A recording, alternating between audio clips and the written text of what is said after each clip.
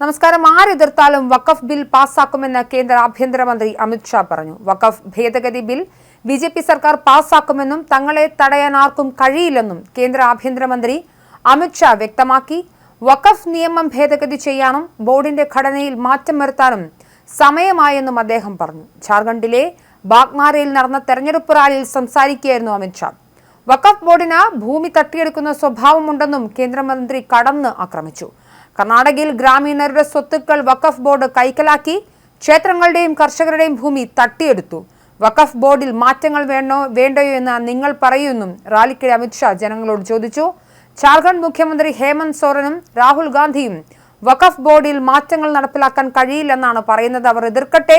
വഖഫ് ഭേദഗതി ബിജെപി പാസ്സാക്കുമെന്നും തങ്ങളെ തടയാൻ ആർക്കും കഴിയില്ലെന്നും ഷാ വ്യക്തമാക്കി. യൂണിഫോം സിവിൽ കോഡ് നടപ്പാക്കുന്നതും ആർക്കും തടയാനാകില്ലെന്നും റാലിയിൽ അദ്ദേഹം അവകാശപ്പെട്ടു.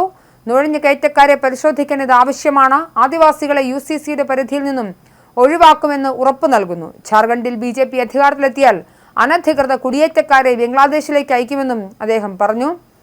വാർത്താ ഏജൻസിയായി PTI ഉദ്ധരിച്ച ദേശീയ മാധ്യമങ്ങളാണ് അമിത്ഷായുടെ പ്രസംഗം റിപ്പോർട്ട് ചെയ്തത്. നവംബർ 13, 20 തീയതികളിലാണ് 81 അംഗ ജാർഖണ്ഡ് നിയമസഭയിലേക്കുള്ള തെരഞ്ഞെടുപ്പ് നടക്കുക. 23-നാണ് ഫലപ്രഖ്യാപനം.